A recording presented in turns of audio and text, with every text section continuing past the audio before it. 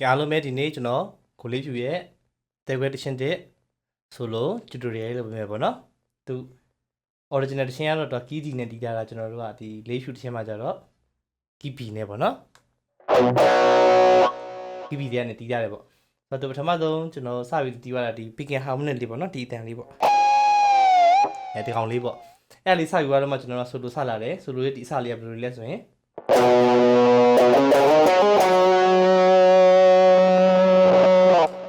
အဲ့ကောင်လေးပေါ့နော်အဲ့ကောင်လေးပြီးတော့မှအဲ့ကောင်လေးတော့ဘယ်လိုသွားမလဲဆိုလို့ရှိရင်ကျွန်တော်တို့ကဒီပထမဆုံးနံပါတ်6ကျိုးရဲ့9ကွက်ပြီးရင်6ကျိုးရဲ့9ကွက်နဲ့10ကွက်ဟမ်မအောင်နော်ဒီ9ကွက်ကိုကျွန်တော်တို့ဟမ်မအောင်ပြီးရင်နော်9ကနေ7ကိုတွားမယ်ဒီလိုနော်ပြီးအောက်မှာကျွန်တော်တို့နံပါတ်5ကျိုးမှာ9ကွက်7ကွက်ကိုဒီလိုတီးမယ်ပေါ့နော်အဲ့တော့ရှင်းပြတီးမယ်ဆိုလို့ရှိရင်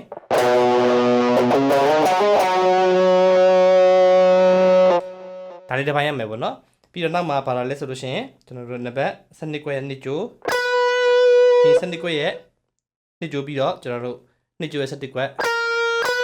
အဲ့လေးကရှင်းနေပြတီးမယ်ဆိုရင်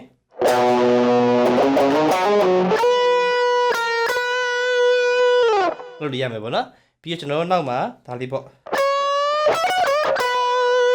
အဲ့ကောင်လေးကဘယ်လိုတီးမလဲဆိုလို့ရှိရင်နံပါတ်14ကွက်2ကျိုးအဲ့လိုဖြည်းဖြည်းချင်းတက်သွားတဲ့အတန်လေးပေါ့နော်ဖြည်းဖြည်းချင်းတက်သွားမယ်ပြီးရင်1ကျိုးရဲ့14ပြီးရင်ဒါလေးပေါ့နော်လို့ရရမယ်ပေါ့နော်ပြီးတော့ကျွန်တော်တို့နံပါတ်3ကျိုးရဲ့73ကွက်မှာဒါလေးရင်လာမယ်ပြီးရင်12ကွက်ရဲ့2ကျိုးပေါ့နော်ပြီးရင်2ကျိုးရဲ့14ကွက်ကိုဘယ်နဲ့တွန်းမယ် headband လေးပေါ့အဲ့လိုလေးတန်ပေါ့နော်အဲ့တော့ပြီး12ကွက်ကိုပြန်စားလေးပေါ့နော်အဲ့ဆိုရှေ့ကနေပေါင်းတီးမယ်ဆိုရင်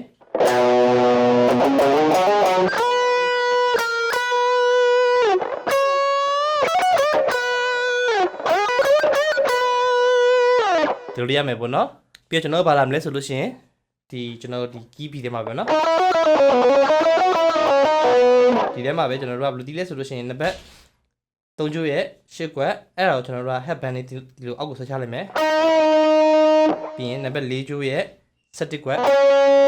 4ကျိုးရဲ့9ကွက်အဲ့လိုလေးပါနော်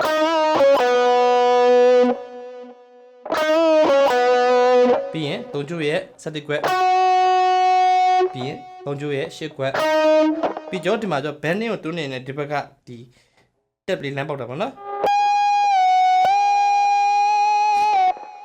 အဲ့လိုလေးပေါ့အဲ့လေးဘယ်လိုလဲဆိုကျွန်တော်တို့ဒီမှာအကွက်တွက်လဲပေါ့နော်အခုကျွန်တော်တို့ဒီမှာ17ကွက်ကိုကျွန်တော်တို့က band တွန်းပြီးတော့မှဒီဘက်7ရဲ့နောက်ကနေဆိုရင်23ကွက်မှာကျွန်တော်တို့3ကျိုးမှာပဲအဲ့လိုလိုက်ရပြီပေါ့နော်ကဲပြီးတော့ကျွန်တော်ဗာလာမယ်ဆိုလို့ရှိရင်ဒီနားလေးမှာပေါ့ဒီဒီထဲမှာရှိတဲ့ဟာလေးပေါ့နော်အဲ့လေးကိုကျွန်တော်တို့ကနံပါတ်7ကွက်2ကျိုးပြီးရင်9ကွက်2ကျိုးပေါ့နော်ပြီးရင်ကျွန်တော်တို့နံပါတ်3ကျိုးရဲ့17ကွက်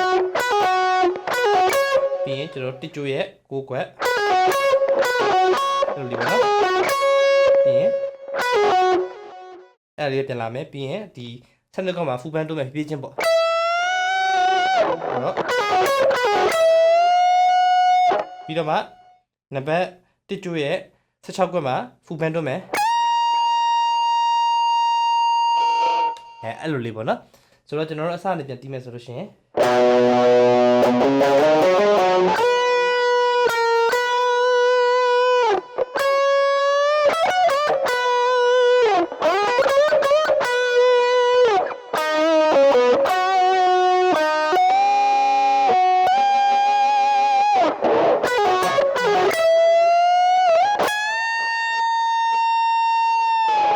အဲ့လိုလေးရမယ်ပေါ့နော်ကျွန်တော်ဒီအရှိရဒီ harmonic ကလည်းကောက်ကိုကျင့်ရတာနည်းနည်းလက်ပေါက်ကက်တဲ့ဖြစ်နေမှာပေါ့နော်သူက harmonic ကဘယ်လိုမျိုးလဲဆိုလို့ချင်းကျွန်တော်ဒီလက်မနဲ့ဒီ picking နဲ့နှစ်ခုအမှုထပ်ပြီးတော့မှဒီ 5 လို့စီကိုရှုပ်ဖိချရတဲ့ဟာလေးပေါ့နော် အဲ့ကောင်လည်းအမျိုးလေးတီးရပါတော့အရှိရစတီးမယ်ဆိုရင်ကျွန်တော်ဒီရမှာပေါ့နော်ကျွန်တော်ရှိရနေစတီးမယ်ဆိုဒီလိုလေးရမှာပေါ့နော်